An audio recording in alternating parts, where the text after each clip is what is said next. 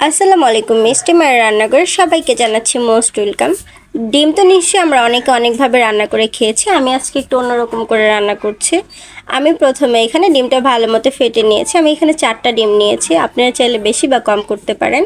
আমি এখানে মরিচের গুঁড়া আর লবণটা একটু গুলিয়ে দিয়েছি, কারণ মরিচের গুঁড়া গুলিয়ে না দিলে ডিমে চাকা চাকা হয়ে থাকে, দেখতে খুব বাজে দেখা যায় আর ডিমের সাথে মিশে না। তা আমি এখানে ভালো করে ফেটে একটা পরিষ্কার পলিথিন ভালো করে ধুয়ে নিয়েছি, সেটাতে ঢেলে দিলাম। এবার বাড়তি কাগজটা আমি এখানে কেটে নেব। কাগজটা কেটে নিয়ে এবার আমি গরম পানিতে দিয়ে ডিমটাকে ফুটিয়ে নেব। ডিমটাকে ভালো করে সিদ্ধ করে নেব। আমার ডিমটা সিদ্ধ হয়ে গিয়েছে। এখন এটা আমি আমার পছন্দ মতো শেপ দিয়ে কেটে নেব। আপনারা চাইলে আপনাদের পছন্দ মতো শেপ দিয়ে কেটে নিতে পারেন। এই ডিমটাকে ইচ্ছে করলে আপনারা ভুনা করেও খেতে পারেন বা রান্না করে ভেজেও খেতে পারেন, অনেক বেশি মজা হয়। আমি এখানে বেগুন দিয়ে রান্না করব, তার জন্য আমি প্রথমে পেঁয়াজটা ভেজে একটুখানি পানি দিয়ে দিলাম মশলা কষানোর জন্য। মরিচের গুঁড়া 2 চামচ, হলুদের গুঁড়া,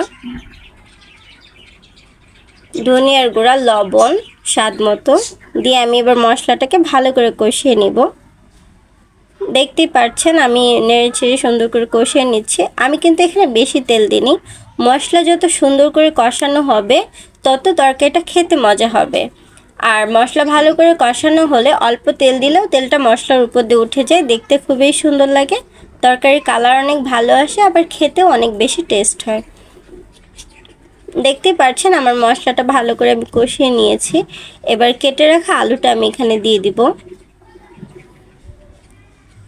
এবার আমি আরেকটু ভালো করে নেড়ে চেড়ে আলুটাকে কষিয়ে নিব।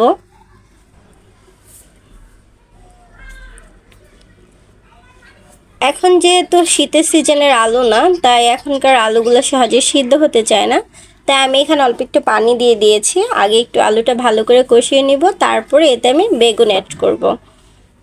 আপনারা ইচ্ছা করলে বেগুনটাকে স্কিপ করতে পারেন, তবে এভাবে করে ডিম দিয়ে আলু আর বেগুন দিয়ে রান্না করে খেলে অনেক বেশি মজা লাগে।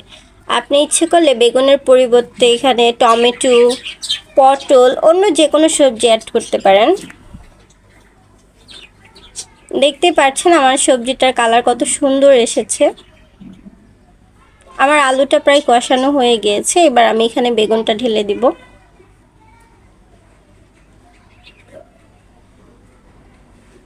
বেগুনটা দিয়ে আমি আরেকটু কষিয়ে নিব তরকারিটা।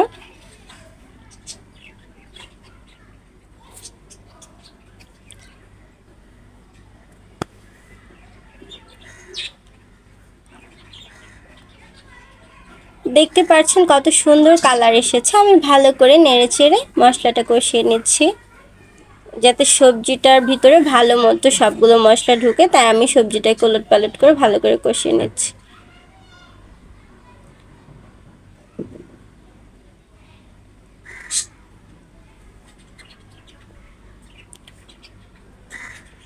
সবজিটা ভালো করে কষানো হয়ে গিয়েছে। এবার আমি কেটে রাখা ডিমগুলো দিয়ে দিলাম।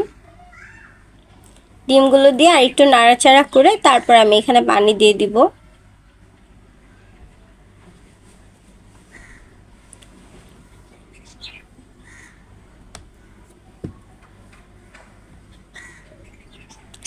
ডিমটা দিয়ে একটু ভালো করে নাড়াচাড়া করে নিলে ডিমের ভিতরে বাদবাকি মশলাগুলো ঢুকবে।